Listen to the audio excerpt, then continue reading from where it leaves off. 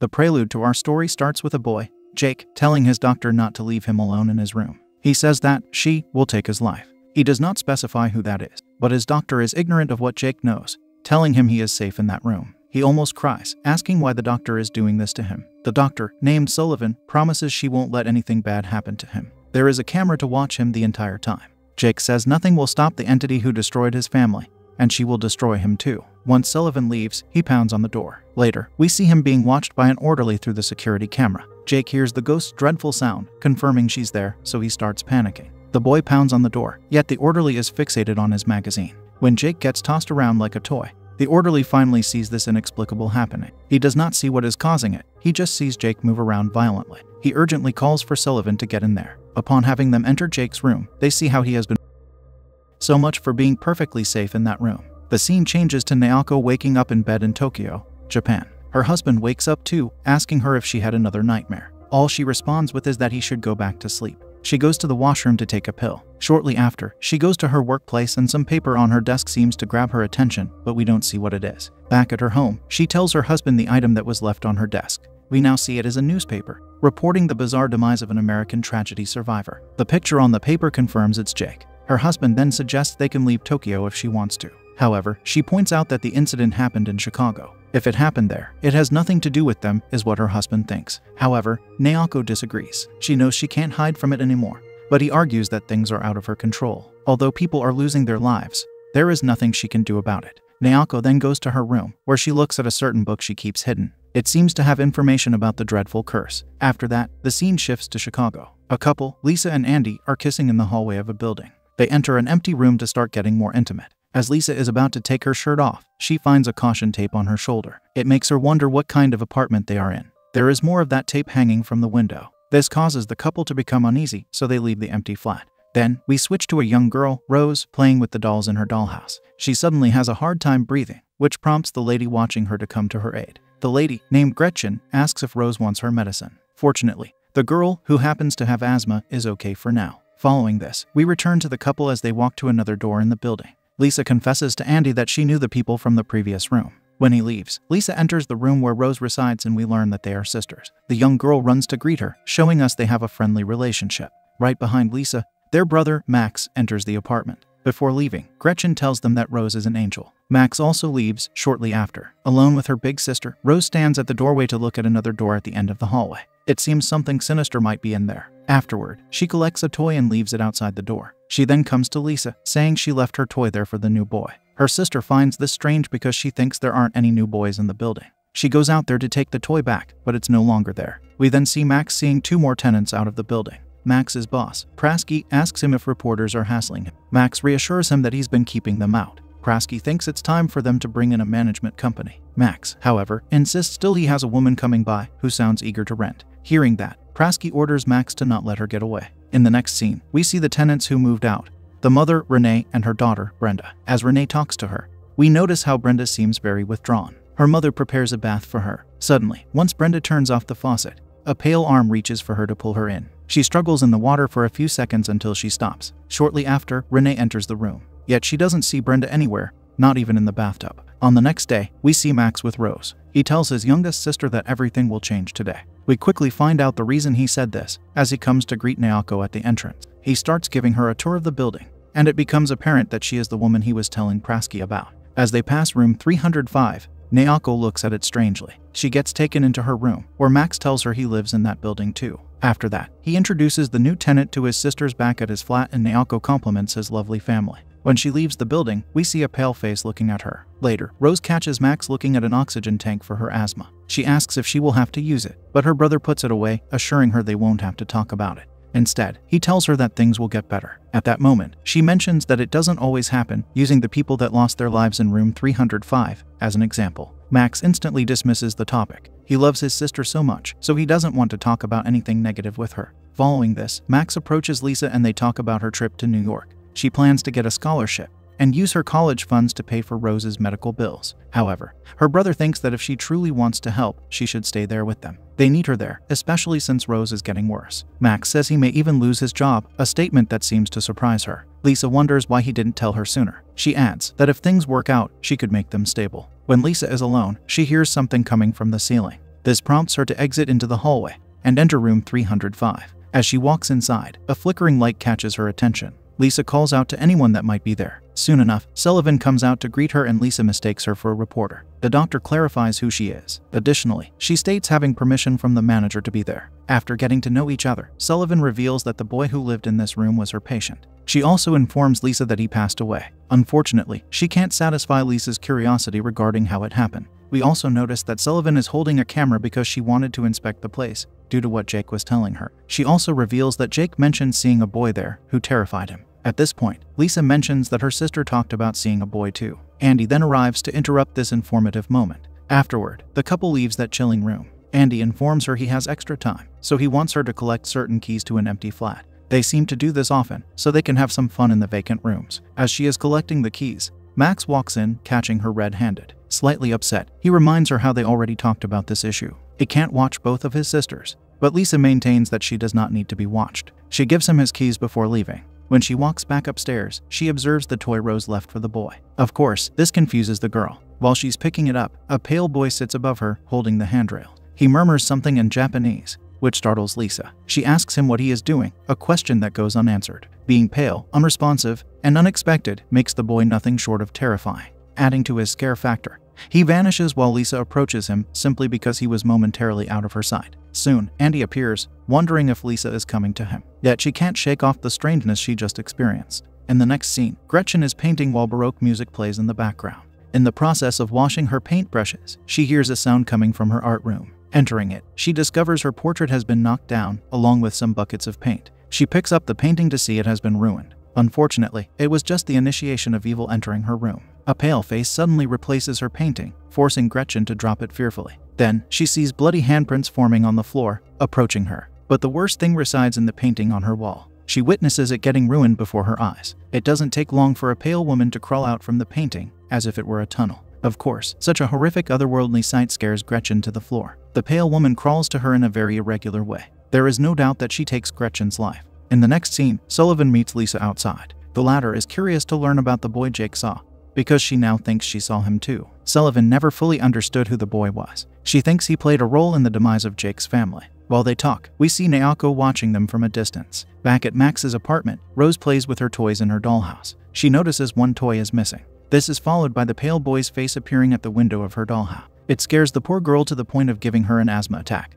Thankfully, Max is nearby to tend to his sister. He rushes to get the oxygen tank for her. At the hospital, Lisa looks at a photo of the cursed family that sparked the grudge. Sullivan tells her that the mother's name is Kayako and the boy's is Toshio. Lisa says Toshio is the one she saw. The doctor lowers her head upon hearing this, knowing they are deceased. Lisa becomes confused after learning this. She also gets to hear the story of how it happened. Sullivan then shows the girl footage of Jake talking to her in an interview. He describes the horror of Kayako, and merely talking about her scares him. When Sullivan turns it off, she explains that the boy likely saw his stepmother eliminate his sister and father. She believes he was unable to cope with what he saw, causing him to imagine Kayako and Toshio as a way for him to dissociate himself from the grisly truth. But Lisa reminds her that she saw Toshio too. This is why the doctor finally admits that she might be wrong. Returning home, Lisa learns that Rose was in the hospital. This concerns her and she wants to know what happened. Max doesn't know what caused it. He says she was just playing. He also reminds her that their sister is getting worse. At the same time, he's worried Rose might have to wear an oxygen tank.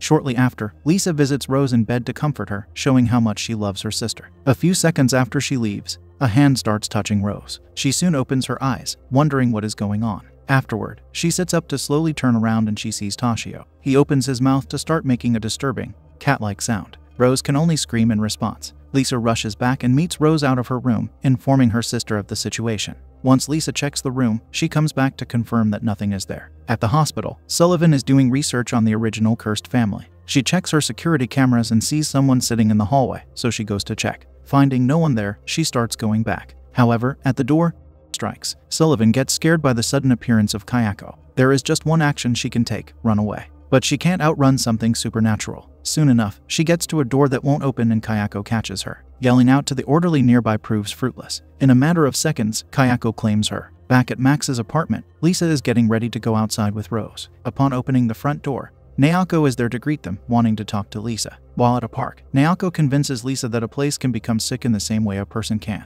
She knows what happened in the building they are staying at, which is the reason why Naoko is there. She starts talking about the curse that was born in Japan, which has now spread where they are. She also reveals that Kayako was her sister. Back at the apartment building, Max locates some black smudge on the floor as he is cleaning, and looking up, he sees more of it. In the meantime, Naoko continues narrating her hard life with her sister. Their mother was someone who could talk to the deceased. For Kayako, it was a nightmare to watch their mom work. The mother took evil out from possessed clients, only to feed the spirits to Kayako for some reason. An experience that changed the poor girl forever. Meanwhile, Max knocks on Gretchen's door because he sees a spill coming from underneath it. Since she does not open it, he walks in to find Gretchen lying there with her eyes and mouth horrifyingly blackened. Max does not know how to process this. After that, Naoko says that when her sister's life was taken, the curse was born. Naoko came to Chicago to put an end to it, and she has to do it by engaging in a ceremony. Though she cannot do it alone. She needs Lisa and Rose. Lisa does not like where the conversation is going. Being in a ceremony sounds like a bad idea to her, but Naoko insists that if the curse isn't stopped, more people will perish. Regardless, Lisa simply feels too uneasy about what the foreigner told her, so she leaves. Following this unsettling interaction, Lisa returns to the building with Rose, and she witnesses a lifeless Gretchen getting taken away by paramedics. Later, she informs Max that she talked to Naoko and is worried due to what the lady said.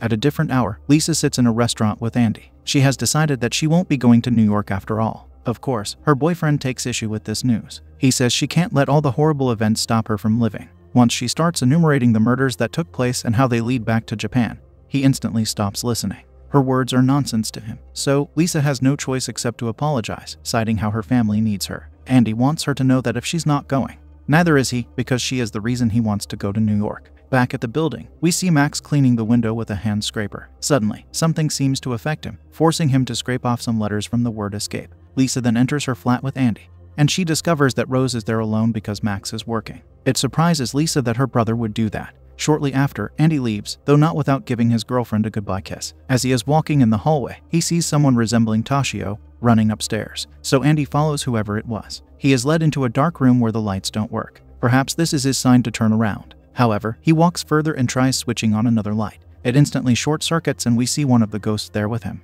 It turns out Andy is inside room 305 and the room shuts itself close, trapping him in there. The next scene we see Prasky coming to Max, informing him that he has decided to contact a management company just like what he mentioned a while back. This makes Max wonder how he will take care of his family. Angered, he insults Prasky and even pushes his boss against some bricks. Prasky leaves the room with an injury after gaslighting Max. Outside, he gets into his car. Since it does not start, he checks the engine. He goes back in and hears a strange humming coming from his air ducts. The situation soon gets worse. He sees Toshio sitting in the passenger seat, making disturbing cat-like sounds. The ghost boy claims Prasky's life seconds later. At Max's flat, Lisa talks to him, asking where he went last night, clearly upset he was gone. So he tells her he was working. However, working or not, she points out he cannot leave Rose alone under any circumstance. Sadly, he is affected by the curse residing in the building. He starts behaving assertively toward his sister. This being new to her, she asks what is wrong with him. He uses being fired as an excuse to be rude, and he also insults Lisa for fooling around with Andy. Suddenly, he becomes more aggressive, taking the luggage she had prepared for her flight to New York and tossing it out into the hallway.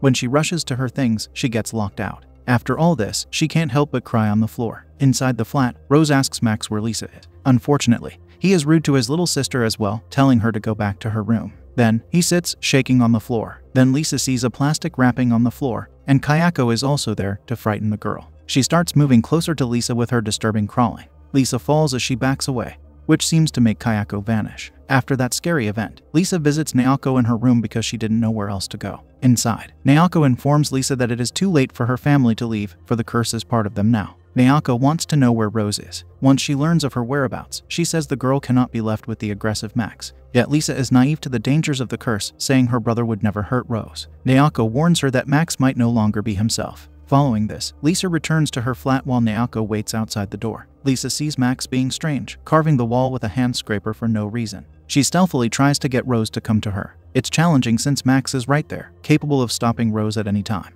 He even notices her passing him by, but does not stop her. His mind is probably occupied by chaos. With Rose and Lisa and Naoko's company, they all now reside inside the dreadful room 305. Naoko instructs the girls that no matter what they see or hear, they must not interfere with her work. Then she gets ready for the ritual, similar to her mother's work. As she does it, the candle lights start moving. Soon they hear a ghostly sound from somewhere. Naoko then pours a liquid into a bowl, which is actually the sister, but the others don't know this. She urges Rose to drink it, but Lisa struggles to accept having her sister drink some unknown substance. At that moment, Naoko sees her sister appear there. It is also the moment when Lisa starts fleeing with Rose. Sadly, she no longer wants to help with the woman's ritual. However, Max is there to stand in their way. He is full of rage while charging at Naoko. Luckily, she manages to dodge. They both exit into the hallway, where she attempts to reason with him. But he cannot understand her in his current state. Instead, he uses a metal stick to strike her leg. This brings the poor lady to the floor. He watches her struggle there, prior to collecting a small saw, and he uses it to take her life. Back in room 305, the sisters are haunted by Kayako. Running from her is impossible. In the washroom, Lisa finds a lifeless Andy lying in the bathtub. Of course, she agonizes over it. Here is someone she almost traveled to New York with. By a twist of fate, he now lies there, no longer of this world. To make Lisa's situation worse, he transforms into Kayako. Rose leaves that room and closes the door on her sister for some reason. She then goes to look at that bowl of floor, and after hesitating a bit, she drinks it. Doing that causes Kayako to vanish. That was perhaps her reason to close the door, to not be interrupted while she drank. Lisa then sees Rose suffering on the floor. She then picks her sister up to leave the flat. In the hallway, she sees Max along with Naoko, who she understands he eliminated. He now seems to realize what he has done. The guilt brings him to his knees. Lisa says he needs to help their sister, but he is unresponsive, just agonizing over what he did. Lisa realizes she has to do everything herself. She prepares Rose's oxygen tank before connecting it to her. As Max sits in the hallway, he sees the ghost of Naoko coming at him. Lisa hears his painful scream, so she runs to him and sees that he has been ended. He has the same fatal injury that he gave to Naoko. That is one more person for Lisa to mourn for. She has now lost her boyfriend and her brother to the same incident. The final scene shows the surviving sisters sitting in the back of an ambulance. Lisa tells Rose that everything will be okay. Believing the curse to be lifted, she says nothing can hurt them anymore while hugging her. Her words unfortunately prove to be wrong, as our view shifts to show Rose's face is now the face of Kayako. The curse lives on, perhaps due to Rose not drinking the moment Naoko instructed her to.